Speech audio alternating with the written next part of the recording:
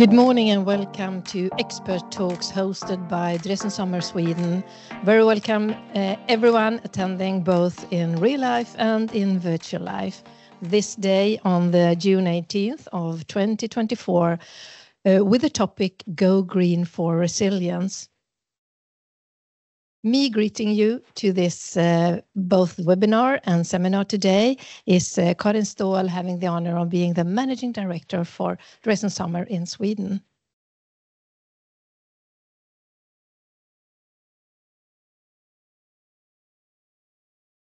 Uniting opposites to create a world we want to live in is the purpose of all of us working at Drees and Sommer. To achieve this, we unite apparent opposite goals such as ecology and economy, and that's what we really are going to touch on today in this expert talks. Drees and Sommer, having been founded in 1970, we are partner managed, more than 5,000 employees. I would actually like to raise the digit to 6,000 employees and some 60 plus 60 locations worldwide. We are working within the different clusters and sectors with clients within real estate, infrastructure and industry, and from consulting overall the planning throughout implementation. For you listening in and visiting us from Sweden, we are a rather new trademark and brand for the Swedish market, having entered just a bit more than a year ago and been known as this name since December last year. Some of us met already earlier in February and the following months coming after that, when we throw an expert talk presenting our trends for 2024 with the headline Sustainable Offices and Buildings. And we then had invited 5 experts to enter on stage with the different topics: urban development for care, outside working for health, big data for evidence, buildings of water for support, and Go Green for Resilience. And we have now reached the final and 5th expert talks following up this trend spotting seminar with the headline then Go Green for Resilience. And to do that, we have re-invited our colleague Marco Abdallah from Drees and Sommer, based in Germany for now, with the Go Green for Resilience, as we talk about the climate change posing increasing risk to communities worldwide. There's a growing emphasis on integrating green infrastructure and sustainable practices into the built environment to enhance resilience. We wouldn't like to call this a trend, but we had to call it a trend as we wanted to add it to the trend spotting event we throw in February this year. So today, Marco Abdallah will join us, and Michael Moradiellos and Molino will join us as well. And I can say hi to you to start with, Marco. You are the Director of International Engineering and Sustainability Consulting based in Germany. Hello, Marco. Good morning. Morning, Karin. Thanks for inviting again. And I'm also very happy that I have Mikhail today with us, because I think we, in the first session, pointed the topic towards circularity, which is for us the overarching topic on sustainability. And I'm really happy that I could win Michael to join our session this morning. Thank you. Great. Actually, we can take a look at you, Michael, as well before we swap to another slide in the presentation. Michael, super welcome. Good morning to you as well. Hi. Good morning, everyone. Hi. Good morning. You're Director International Sustainability and Circular Economy Consulting based in Belgium for Drees and Sommer. Yes, correct. And we have an extensive experience in different countries. I hope I will share some idea and experience today with you. Super, thank you. Welcome to you as well, Michael. I swap to another slide here, and I think Marco, please help us. Yeah, I think this is Karin, where we left it on our first session. I mean, the beauty of circularity is that it provides really a nice and holistic ecosystem which starts with the product industry, right? We have them also on board, taking, for example, industrial waste from our buildings when we renovate them, incorporate that into the product manufacturing stream, which principally also supplies our building industry at the end with circular products. And these products are then, as you can see on the graph in the middle, incorporated in our buildings based on the design according cradle-to-cradle principles. And that incorporates or fosters, for example, the use of recyclable materials, natural materials, and also design principles such as design for disassembly, where we have the end of life of the building already in mind when we design the building in an early stage.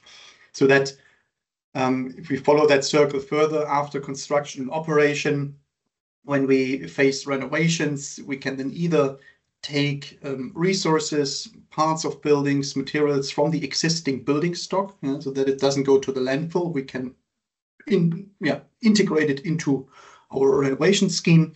And if the building at the end of the life cycle, for justified reasons, cannot be renovated anymore, we can deconstruct the building, put it back into its parts, and these parts can then go back to the product industry, which closes the cycle and can be reused, remanufactured, or simply reused in other projects. And I think this is the nice thing about circularity, that it really brings together the different stakeholders in the industry, from companies who produce products, owners of existing buildings, developers who develop new buildings. And I think that's a nice collaborative approach in the industry, which we really need. Yeah. Good. Thank you, Marco. Actually, did we have the time to talk this much about this topic when we met in February? It was a super quick and swift recap, so thank you for that. I'm just going to say as well that we might get some questions during this as we do a live stream and live recording. So if you are in the Teams webinar, please use the chat function to ask raise questions. And if you are in the room together with us in real life, so just shout out and raise hands and check with the other blue badged colleagues from Drees and Sommer that's mingling in the room. So let's see, hang on. Michael, engineering and sustainability consulting, please give us an insight.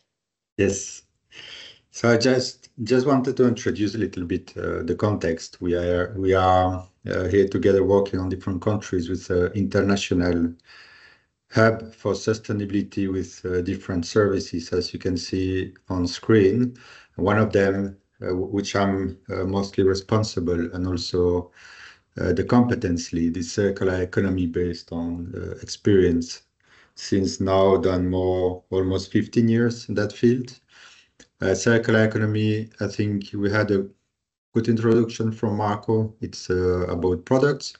It's about also planning, designing projects, buildings, cities who are resilient, then adaptable, flexible, and that you can reconfigure with the idea of reducing waste almost to zero.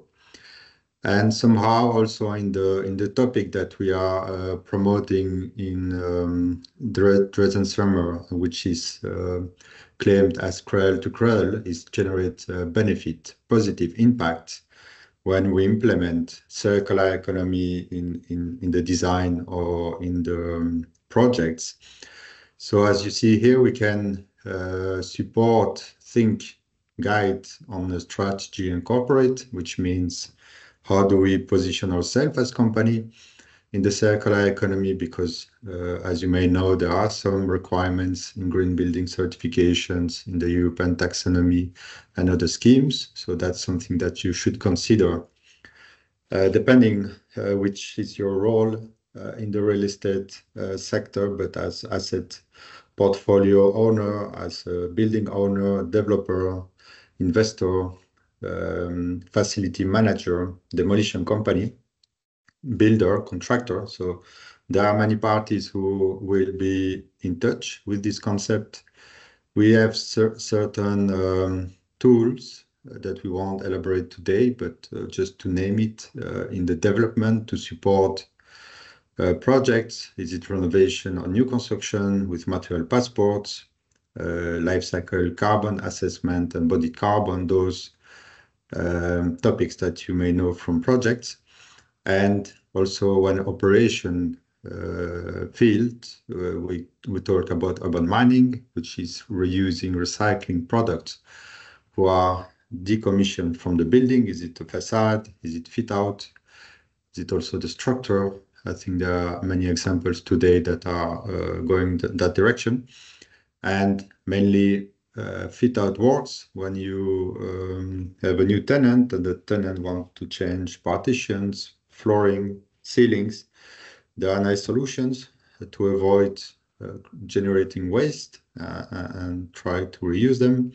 And also repositioning of buildings where you need to do major works for energy purpose. There are also definitely the facade to be considered, and there are also options to at least upcycle materials and reincorporate those major interesting products in the recycling or the manufacturing sector. So why Drees & Sommer is positioned in this field? If you go to the next slide, and I have mentioned the cradle to cradle just before, and I believe in Sweden you are familiar with the Syndaus platform where you need to declare certain environmental aspects of products to be able to use them. You may know, of course, the cradle to cradle, which is also one of the certificates, as we said before, attached to products, who will not only analyze the impact of the products in terms of sourcing of the raw material, the impact on people and environment, and also the recycling potential, but will provide a design framework to improve the products.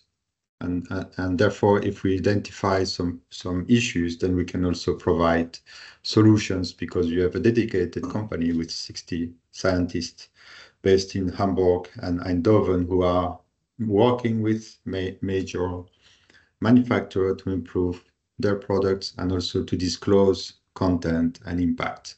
So that's the basis of Cradle to Cradle, which was founded by Professor Michael Brongard, that you can see here on the slide, and an American architect who contribute to the creation, the definition of the Cradle to Cradle. And Michael Brongard founded company Apea in Hamburg to develop, guide manufacturer in the disclosure of the content of their product, and also, as I said before, in the improvement, and to generate, as I mentioned before, positive impacts, products that can do more than just what they are aimed to do. So there is a book, 21, and a strong collaboration together with Drees & Sommer since 2013, where we, in the company, decided that we need to increase the impact of the cradle to cradle to the real estate, not just on product level, and we start looking into material passport and how a whole building, which is a sum of different product elements, component, that will also define what we know today as circular economy in the real estate, in the buildings. Of course, circular economy is applied to different businesses, industries, not just real estate, but because of the impact of the real estate, as we know, the concrete industry, the steel, the glass, and the quantity of building production we have at this moment, it largely contributes to the climate crisis. So we think that's a sector where we have a huge potential to generate impact. And in 2019, we incorporate the company APEA from Michael Brongard, together with the new colleague, the scientist, the chemist, to the company, and we develop the concept and the tools to different locations. I'm responsible for APEA outside Germany. And as said before, we have 1,000 colleagues, more than 50 locations, and we can cover different countries with nice reference that I will show you right after. If I may add, Mikael, I think you mentioned it before, the chemists and material science. I think this is really making the difference. When we started in 2013, Karin, we knew the cradle-to-cradle principles, but it was very hard, and it's still hard in many projects to really implement it. So it's a topic where a lot of stakeholders talk about it, but the challenge is really also in the implementation, because it simply also requires a new competence in our design teams, in our building construction teams, which not necessarily has existed before. So you need to really have chemistry experts in your team, material scientists who can really drill down into the products beyond what you can read in the data sheets. I think this is really a new competence. And for us, the step was to merge with APEA, because they built these competencies in the product industry over 30 years. And it was really a refreshing moment to see when these experts also joined our real estate projects and asked a lot of questions, brought in a lot of ideas. And that certainly helped to really reshape a new design approach, which hasn't been there at the beginning before 2013. Great. And both listening to you, Michael, and you, Marco, sort of, yes, this is not a trend. We had to include it in the trend spotting seminar, as we really are urging that we really like to talk about these topics and giving also examples of what one could do, as you both stress out. And I think a question to you, I think, Michael, sort of, is circular economy applicable to renovations or also new construction? Where could we apply this? That's a good question, Karin. Thank you for that. I think we can maybe move to the next slide. We have experience in different fields. I mean, this is a new construction you can see here. And maybe that's where we started with our colleagues in Germany, looking into new construction. And thanks to the digitalization of the process, meaning using BIM modeling and data from the model and the manufacturer, the quantification, and all the data we can extract from some environmental product declaration and the certificates, then we are able today to address that complexity from data management. I think that was an important step for us to be able to quantify all materials in a building, meaning in weight, some percentages, and then to evaluate for each product in each manufacturer different KPIs. We mentioned before the quality of the product, but also the assembly mode between different products, the connections, how to disconnect those products to be able to reassemble as they are, or just going a little bit more to be able also to reorganize them differently. And this is something we have done in this project in Düsseldorf. Now it's delivered, it's built, and we have connected this facade using timber with C2C approach, meaning reviewing the glue within the timber. It's cross-laminated timber. The connection with the glass, and this all digital approach to be able to address the qualification of the product and the information we can receive.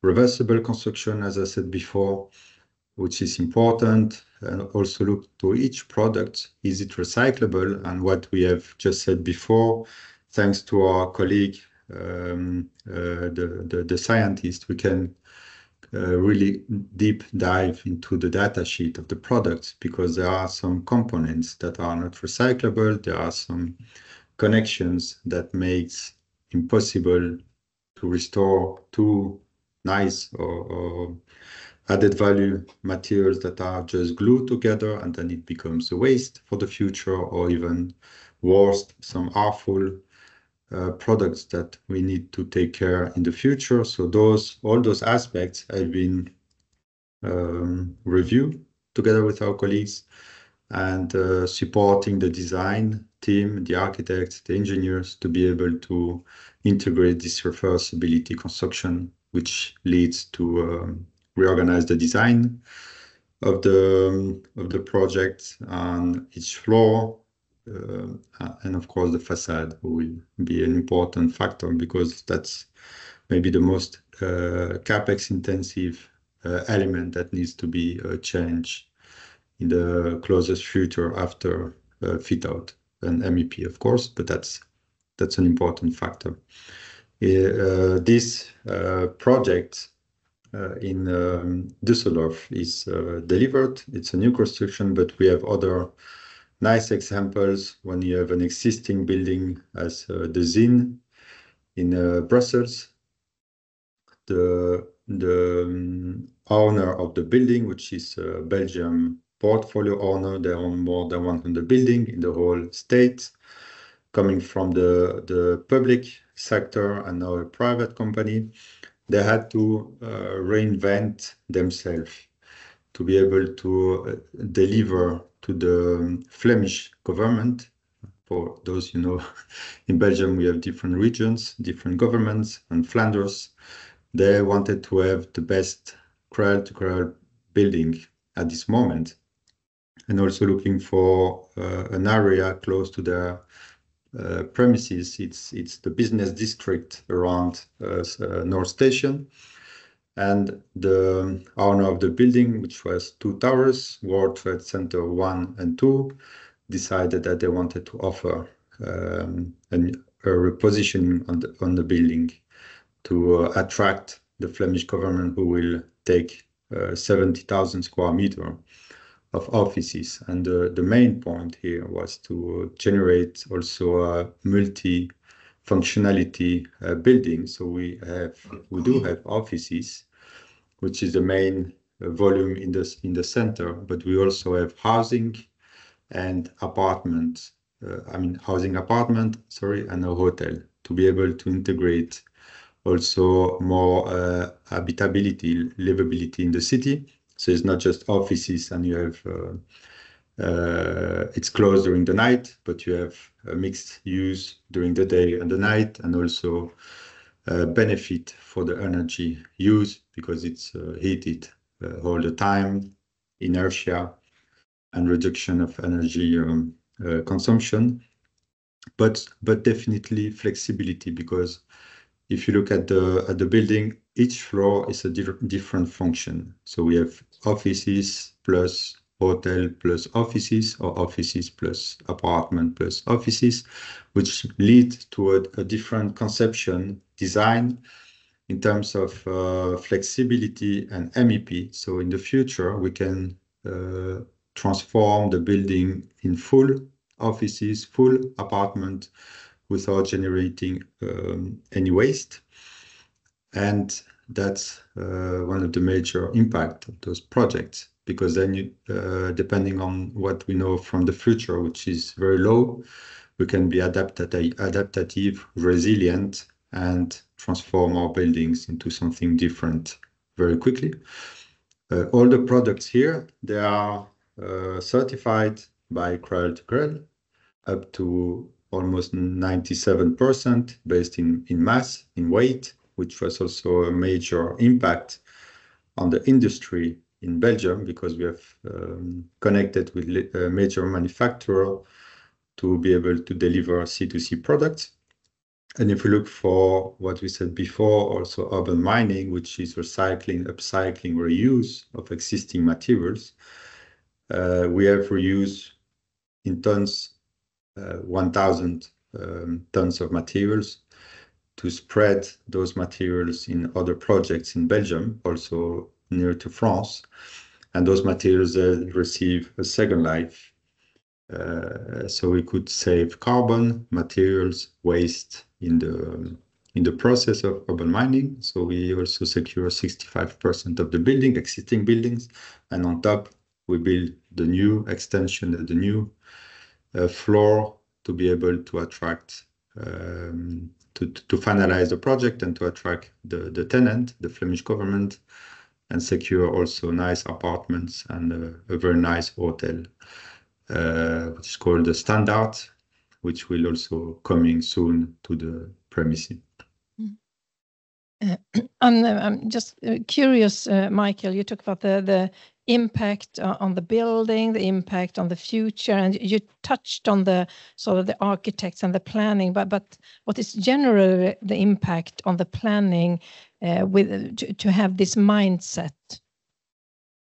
Well, I believe it's a preparation. So, of course, we need to have the right stakeholders. First, the owner, developer, investor needs to believe in the topic, and sometimes we have, let's say, yeah, we don't. I mean, we do it for certain reasons, which are maybe regulation. I mean, in Brussels, in Belgium, we are pushing strongly for circular economy, and today you won't receive any permit if you don't have consideration renovation, if you don't look to circular economy when it goes to demolition. So you need to keep as much as possible of the existing building. Then you need to do a nice recycling project, and you also need to integrate 25% of apartments in a new project if it is considered a new construction. So those regulations also coming through European taxonomy or green building certification are also inviting strongly, of course, our clients to consider circular economy, and that's, I think, the first factor. And secondly, those materials, they will be valuable in the future. So if you have an asset which is flexible enough that you can move from one function to another without stopping the whole process of letting rental incomes and transform it very quickly, then you are saving quite an amount of capex in your project. And if at the end of the project, because you have, or thanks, you have a material passport, you know all materials you have in the buildings, you may also consider that those materials have some value. If you only look to recycling value, your manufacturers, they are looking for the same materials to their industry. So they will be very interested to buy back those materials. And if you are happy enough to deconstruct the building, you can also resell parts of your building with higher value. And that's what is coming now. So you may have some benefits, financial benefit to perform that. But of course, it comes also with some new processes, as we said before by Marco. We need to implement that early in the process to choose the right materials, to choose the right design, and also work more harder with the architects, with the manufacturer, the contractor. And that's, of course, a risk that we need to consider. So it needs to be integrated in the planification, and also, of course, to have a right engineer advisor. And there are many today in the market that are considering circular economy as a design tool, and also look to the right parties, the contractor, the manufacturer. There are many companies. If you look only for product manufacturer, they are already in the field of circular economy. So I think it's good if you invite them for the facade, for the construction, the steel, fit out, flooring, ceilings. There are many products manufacturers who are already into the circular economy. That's why the Cradle-to-Cradle certificate is a good indicator to choose some parties, because I have already integrate in their process circular economy, and they will be also very open to look for new development innovation together with you. And that's why we believe that instead of pushing the sustainability at the end of the process where we need to perform something and to go for a nice green building certification, the circular economy force you to start earlier, to ask the right questions at the beginning, and then to follow the whole process until you deliver the building and we all have the right, I mean, the building is flexible, disassembled, and you have the right information of all products used in your building. I think, Mikael, what you describe is, I mean, is often, I think what we see is there are different stages of maturities in the markets, right? We see markets like Belgium, Mikael, where you have done a lot of work, where these stakeholders in the construction market already exist, right? You have product suppliers. I think that's probably available in most markets, that you have access to circular products if you want. That's, I think, not so much the burden anymore.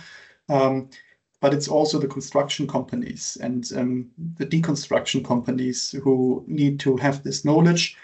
And we certainly can see in some markets, it's at the start, it's a state of let's say, the early adopters who do the projects. And in Belgium now it also starts to get into the regulations.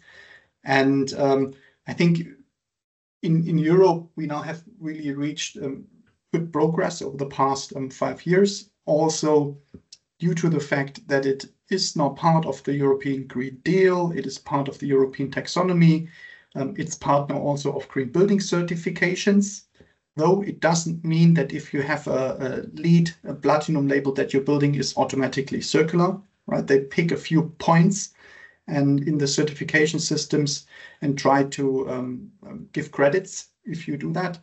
But yeah, so overall, I think it is now a type of project or an approach which we really can implement in projects.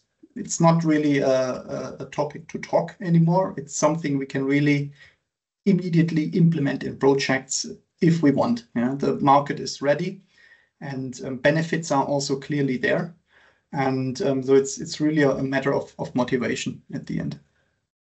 Yes, correct. I think we have, I mean, at least in my side, 15 years talking about circular economy, and my area of expertise the last year was France, Luxembourg, Netherlands, Belgium, also Spain. And I think that I can say, I mean, in Netherlands, it was really strong in the past. Today, it's still strong, but as you mentioned, we don't see it because it's really integrated in the processes, using C2C products, doing some disassembly design, looking for also innovation as a leasing of the facade. And that's something that is also deconstruction of buildings. I mean, you don't need to force anything in Netherlands. It's as you said, there are huge companies who already immediately offer additional fees as demolition company because they see value in the materials and they can resell it, the cabling, the steel, the raised floor. So they just scan the building, and sometimes your building is demolished for free because they can cover their own cost with the quality and the value of the materials they can find in the building. So also, as you said, there are certain items that we can do easily, and maybe you can also talk about material passport. There is a company named Madaster, also started in Netherlands because they were a front runner in the past. So today, many companies use Madaster. We don't need to convince them, and they are generating digitalization of the data of the materials within a platform, and they just give you access to show, to disclose which materials they've used, quantities, and then of course we use that for the disclosure.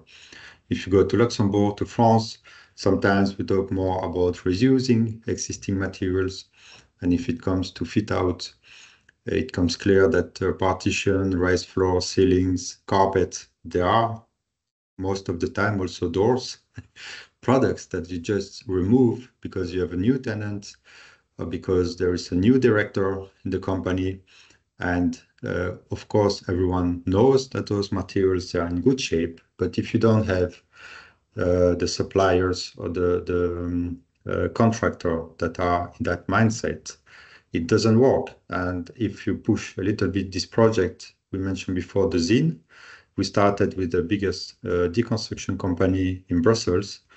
And now at this really moment, they don't need us anymore because they know the value, they've found the right suppliers, and they do themselves the deconstruction as we invite them in the first project. So it's all about starting processes. Of course, now our role is more on the monitoring to be sure that from a client perspective, everything goes as planned. But let's say the contractor, the sector today is up and running. And thanks to those quite large projects where we really need to initiate and push the market, then we see a development. We see that in Luxembourg, we are doing some project with the Ministry of Economy, also using other tools. And we see that the market is organizing themselves because they have no choice. I mean, the impact of materials on the climate crisis is huge. Extraction, production, that's all we talk about. I mean, how we extract raw material from the earth. Today, there are more manufacturer resources outside the ground than below. That means those materials, they are in the cities, in the buildings, in the industry, in the goods that we have home, of course, but the concrete, the walls, the facade, all those materials, they are there, out there. So it makes sense to reuse, recycle them when it's possible, to maintain existing buildings. And of course, we have to improve them to be comfortable and reach energy standards. This is clear. There are solutions. And when it comes to build a new building, then the right choice of materials and the assembly mode is crucial because that's how we will save or at least manage those materials to be able to reuse in the future. And I think every country is going in different direction, but what we have to look for is a supplier, contractor, designer cluster where we will see people really interested in those topics. And what we see also as change is that every company, they also have kits, they also have concerns. There are behind every company, there are people, and those people, as you and as me, we all have heard about climate change, and we all ask our question, how can contribute? How can I contribute?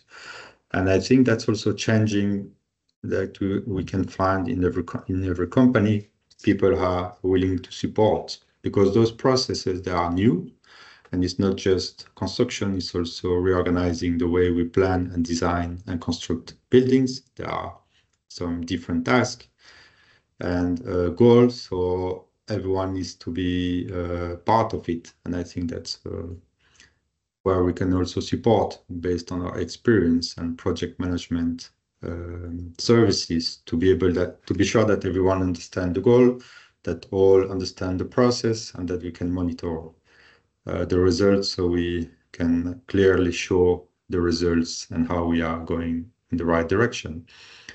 I think we have many projects where we see also the financial impact of the project, of course. For those who has maybe some experience in deconstruction, there is some savings that you can generate by selling existing products, by reducing cost of waste transport and waste treatment. So it makes sense to have a look quickly to the value of those materials, depending on, of course, the look of the materials and how they are today. And if you look to new construction, looking also through the quality of the material will lead to other benefit. All the green building certification, the European taxonomy, or other schemes will also be impacted by the circular economy. So it's not just one new topic that you need to integrate in the project. It's a topic who is serving multi-purpose. And that's how we have to also see it, because of course, it's business. So there are also impacts on planning, on processes, on cost of materials. But most of the time we look to, if we compare to very bad quality of materials, of course, you cannot win because those materials, they are very cheap, but they don't have value for the future. But now if you look to medium quality products, there are many, many products who are entering into the circular economy, the certification, the cradle to cradle, and it makes sense at least to consider. Today I'm going to other construction sites, no circular economy goals, but I see C2C materials everywhere, and they are really becoming the norm. And that's what's really beautiful with this transformation. And you talked, Michael, a bit about the behavioral change sort of mindset. Where can I contribute? What could I do? So looking for the tenant and the occupier, sort of shortly, what would the benefit be for the tenant and occupier? I don't know if it's Marco or Michael. Maybe you, Marco, has a... Well, I think we currently work with a couple of occupiers or tenant, as you call them, who obviously have also their space in the world of circular economy. First topic, I mean, tenants, they normally, you know it better, tend to stay 5 to 10 years, and then they move somewhere else or need a new refurbishment. In every cycle, there is a lot of materials going to landfills, which obviously can be avoided because you normally work together with manufacturers, large international global manufacturers, who, if they want, can take back the materials, right? And I think this is not used as much as it could be. I think we see a lot of change now in the recent, I think 1, 2, 3 years. Also, when it comes to the reusability of products, which obviously works quite well in the tenant space, for example, with furniture, that can make an impact. And it also helps on the financial side, right? If you reuse materials, if you sell it back to manufacturers, you save also money, right? It's not only reducing carbon emissions or waste or resources, it simply saves also money. Great. Actually, guys, we are sort of approaching the end. I would like you, if you could keep yourself short, from both of you, the main challenges, just a couple of sentences, both of you. I start with you, Michael, the main challenges, brief. Wow, that's a difficult question. I think there are many challenges, and as I was talking 2 weeks ago, there is no too much to think. We just need to say 1, 2, 3, go. Wow, 1, 2, 3, go. That's the last word from you, Michael. Marco, can you beat that? Yeah, I think we just need to start it. You can talk endlessly on these topics. We need to start it, maybe also on a smaller scale. And I think for us, the key was really to learn also from different markets which have made experience, learn the lessons learned, and also what went well. And obviously, we are always happy to also share insights from other international markets to whoever is interested and needs advice. Super. Thank you for that. Thank you, Marco Abdallah, and thank you, Michael Moradiellos del Molino, my dear colleagues, supporting on this topic, Go Green for Resilience. Thank you very much. Big hand for you in the meeting. So this is finalizing our presentation of expert talks that we have as a lineup after our Trendspotting seminar for 2024, where we have touched on the topics, as I started with, the urban development for care, outside working for health, big data for evidence, buildings awarded for support, and now finally, go green for resilience. As you all know, you can find all these on the YouTube channel, and you can also visit us, the Drees and Sommer Sweden website, and follow us, please, on LinkedIn as well. And you know where to find us when you want to know more. Me, Karin Ståhl, Managing Director from Drees and Sommer Sweden, says thank you, bye-bye, hi. So glad to have delivered these expert talks to you this time. Take care, soon summertime, hey there, go there, and go green for resilience.